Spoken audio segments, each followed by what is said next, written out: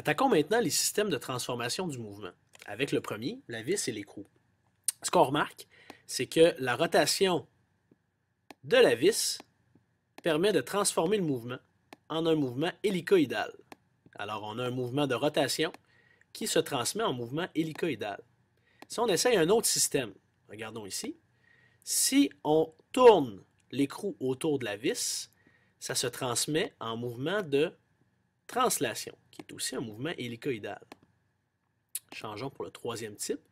Alors, ici, on a un mouvement de translation par l'écrou qui est là lorsqu'on tourne notre vis sur elle-même. Alors, le système de vis et écrou, c'est un système de transformation qui transforme évidemment la rotation en translation. Le deuxième système de transformation, c'est un système de pignon-crémaillère. Alors, on a une crémaillère qui est dans le bas ici. On a le pignon qui est là. Alors, si j'actionne le pignon, ce qu'on se rend compte, c'est qu'en tournant le pignon de mon pignon crémaillère, ben, la crémaillère est entraînée dans un mouvement de translation gauche-droite. Alors, rotation transforme en translation. Ce système-là, contrairement à vis et écrou, il est réversible. C'est-à-dire que si je ramasse ma crémaillère et que je la déplace gauche-droite, ben, ça fait tourner ma roue. Alors, c'est un système non seulement qui transforme la rotation en translation, mais peut également transformer la translation en rotation, parce que c'est un mécanisme qu'on dit réversible. Le troisième système de transformation, c'est le système bielle-manivelle. Alors, comment ça fonctionne? C'est que vous avez une roue qui est liée à un piston par une barre, ici. Le système bielle-manivelle, si on l'actionne, ce qu'on se rend compte, c'est que la rotation de la roue, comme il y a un point fixe sur lequel le bâtonnet est fixé, ça permet de faire déplacer le piston en translation. Alors, c'est évidemment un des systèmes qui sera utilisé dans un moteur à explosion pour une automobile.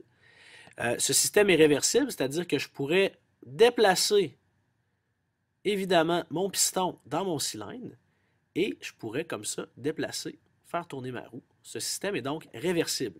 Il transforme la rotation en translation, la translation en rotation, dépendamment lequel est mon organe moteur.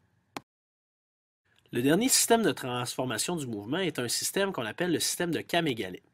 Alors, Cam-Égalet, comment ça fonctionne? C'est que j'ai comme une espèce de roue en forme d'œuf ici.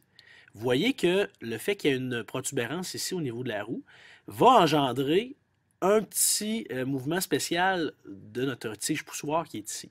Alors, si je tourne mon espèce d'œuf, remarquez que quand la pointe de l'œuf arrive vis-à-vis la tige poussoir, bien évidemment, ma tige bouge.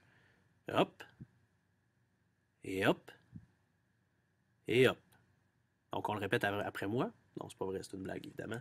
Mais vous avez compris le principe que cette roue déphasée-là fait bouger ma tige poussoir qui est ici. Et c'est ce qui permet de transformer le mouvement de rotation vers un mouvement de translation.